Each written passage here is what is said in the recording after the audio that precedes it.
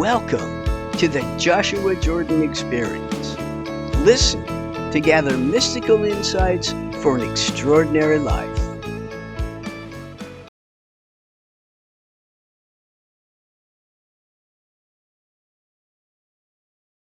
Hello, my beloved friends. Welcome once again to the Joshua Jordan Experience. I am so happy that you are here. What I wanted to talk about in our last video was paradox. And then I branched off into some other portion of that conversation and really didn't get back to saying what I wanted to share with you about paradox. So, paradoxical statements are contradictory and both are true. So, contradictory statements that are both true. Here we are in a time of transition, a time of change, and yet we are always in a time of change. Transition is always happening. There isn't any time on earth when everything just stood still, fixed the way it was, without any transition occurring. Things are always coming into form and moving out of form. And so everything that appears to be physical is truly impermanent. It comes and it goes. The paradox I want to dive into a little bit today has to do with this new age transition we're going through. Now, some people are quite concerned, freaking out, flipping out, that there's something that is happening here that absolutely requires humankind to make a major transition in order to survive, in order to go on. And it is true that in the multiverse, in the multiple pathways that are presented now and in all time, there is an Earth that humankind absolutely trashed. Yep. And yet, in the multiverse, there is an Earth that humans turned around and nurtured and loved into wholeness and allowed for complete and full robustness of the resources of Earth to supply everything needed for humankind, for all of animal kind. All flora and fauna are sustained by Earth herself. So there is a push, shall we say, by some to absolutely save the planet. And yet, the truth is, all extinction is an illusion. Now, that gets deeper into the metaphysics that Joshua teaches me that I have not spent much time with you on, as I would rather you get the fundamentals of oneness rather than the details that make it so fascinating. Some of the details that make it so fascinating is when we learn that extinction is an illusion. Now, how can that be? We obviously live on a planet where certain animal species are extinct. Well, that has to do with our point of view, our perspective on what is history and what is known in our fossil records, etc. The truth is, though, once you are removed from the river of time, that timeline no longer applies. And there are dinosaurs still walking on the earth. And yet it's not the earth that you are manifesting in at this moment. There are still saber-toothed tigers and woolly mammoths and all the creatures that you think have become extinct. And right now, on your planet, in the timeline you and I are sharing, there are species that are threatened and endangered and could vanish from our timeline. But their extinction is an illusion. They will always exist, just as I have spoken to you about the fact that even though you have one life, your spirit has this one lifetime. That's it. There's no other lifetime like yours, and it will not be repeated in all of eternity. This is your one and only lifetime. So make it great. And also, remember that once you are out of the river of time and no longer in this flow of the clock, you will see that this lifetime is eternal and you can come back and rejoin it and participate in it, make different choices, live it differently. As long as your spirit wants to explore this lifetime, it is here for you to do that. Now, your soul has multiple lifetimes. And in those multiple lifetimes, each of those lifetimes is just as eternal as this one. And your soul has just as much freedom to re-experience, rejoin, reanimate. In other words, imbue spirit into that lifetime again at any point throughout what you believe to be the course of your lifetime. In fact, once you are out of the river of time, you could possibly come back into this lifetime and live it for fewer years or for longer years with different conditions. Because the choices you make in every moment determine your reality. So the choices you make in this moment of now determine your reality. And yet you're not locked into one reality. There are multiple dimensions. So one of the possible ways to take a look at this that might make it seem more clear is if you think in this very moment of time you have several choices of what to do, and you will settle on one of them because you will only be able to follow one course of action. So let's say at this very moment in time, I decided to get up and go to the store. And in my timeline, then getting up and going to the store will happen. However, when I come back and relive that lifetime, this moment of now, I might think, yeah, I need to go to the store. However, I want to finish doing XYZ before I go, or I can go tomorrow. You see, you make different choices in the moment of now that then change the course of this lifetime. That is how it is. And now I'm going to talk about the paradox because I just told you in every moment of now you have the free will to make a decision, make a choice that could change the course of your lifetime. And yet, there is also something at play in the lifetime called fate. There is fate. You are destined to do certain things in this lifetime, to meet certain people in this lifetime, and to achieve certain experiences during this lifetime. It is your destiny because, guess what? You designed it. You and your soul symbolically sat down and planned out what are you fated to encounter in this lifetime so you absolutely, by your moment to moment choices, cannot derail it. And then also what is free and open to spontaneity, what you will be able to adjust, change in this lifetime based on how you feel in the moment and your moment by moment choices. So, this is one of the most challenging paradox we have to grasp as we understand whole self. Whole self. I am living my destiny at the same time I am practicing my free will. Now, some people believe all is destiny and others believe all is free will. Joshua tells me both. So, that is a huge paradox for us to wrap our minds around. Another paradox around which we need to grasp is that There is absolutely no rule saying humankind must evolve.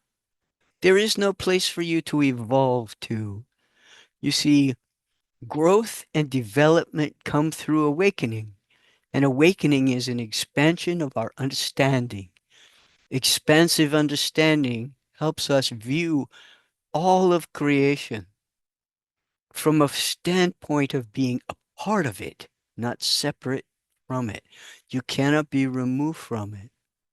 But there is absolutely no imperative that says humankind needs to do any evolution. What humankind is in the process of doing right now at this time is awakening. But the fully evolved, completely developed human species is already evolved entirely.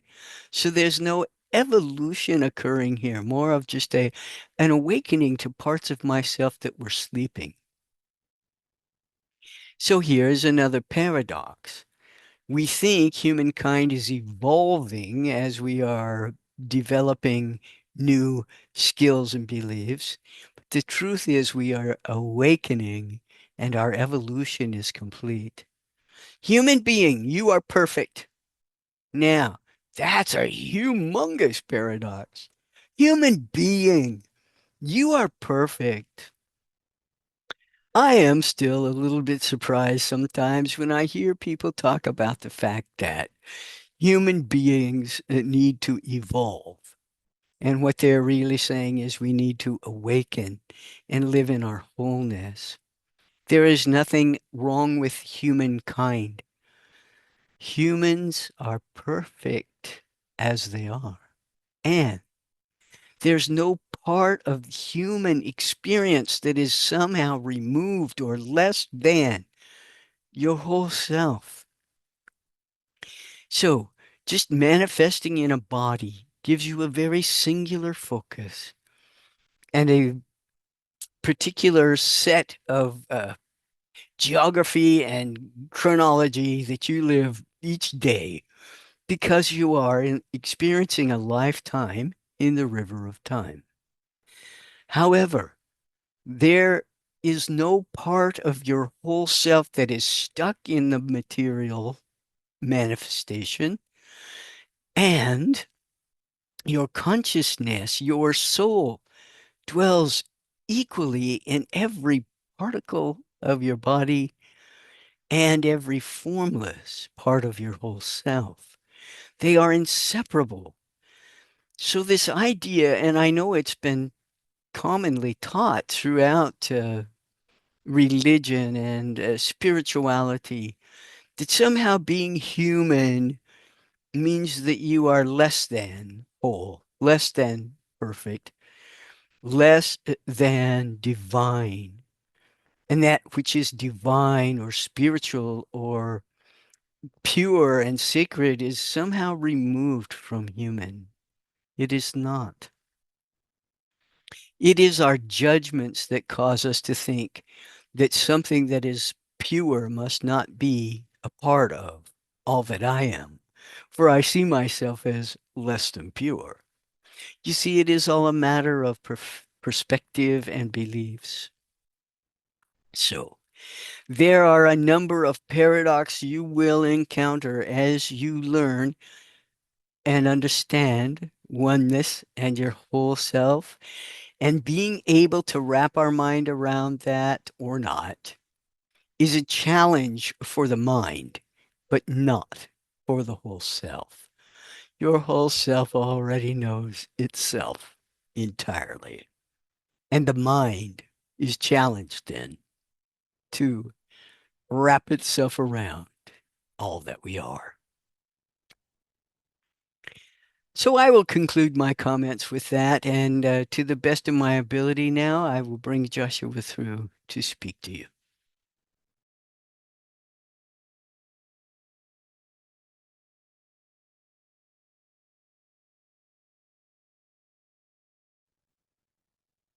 Hello, beloved one. It is my joy and my honor to be speaking to you once again. It is our ambition to help the planet, the people of the planet, humankind, to awaken fully to oneness. And this is not required, as Jordan shared with you. It is not demanded of you or necessary. It is not something you must do. It is something you want to do. It is a game that is being played now upon the global stage, awakening humankind, awakening to living your full potential, your whole and complete self.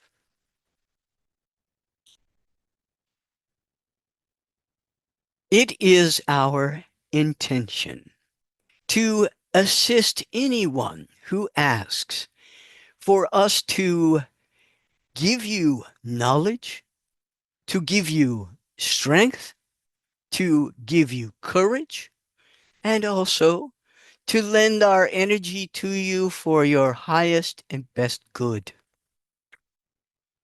I have been around this planet since its creation. So Joshua is not new here. The people of the planet know me. I have always been here, and I have always answered you when you called upon me. So nothing is really different now except humankind is awakening consciously to the knowing of all that you are, to the entities on earth that you are, the absolute deities in existence on this planet that you are. It is our ambition to do this because at one point we forecast, shall we say, promised a time on Earth where there would be global peace, known by all who dwell upon the planet during that time. It will last at least a millennia, perhaps longer. So, this is a game to be played, not a challenge for you to measure up to, not a battle that you must win. It is a game for you to play. Global awakening. It is the time of the great awakening on the planet. You are in the early stages of planting the seeds. And as those seeds are watered with your attention and nurtured with your love, those seeds will germinate and rise to the surface, and all will unfold in perfect timing. There will be global peace. There will be a time of abundance for all. There will be a time of great compassion and love shared throughout humankind. And you will turn your energies of love, nurturing, and compassion to the planet and the animals and the plants and everything in your environment, like the water, the air, all will become clean and wholesome because it is the time for you to experience this.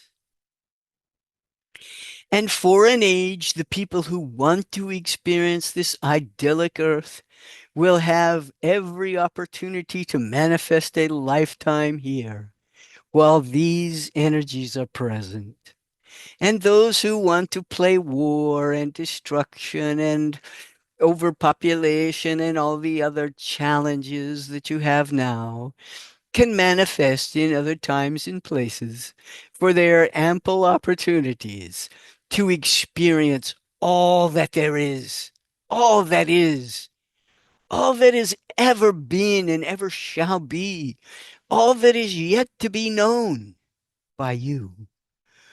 You have eternity to explore and experience your whole being. And with that, I will conclude my comments and bid you good day.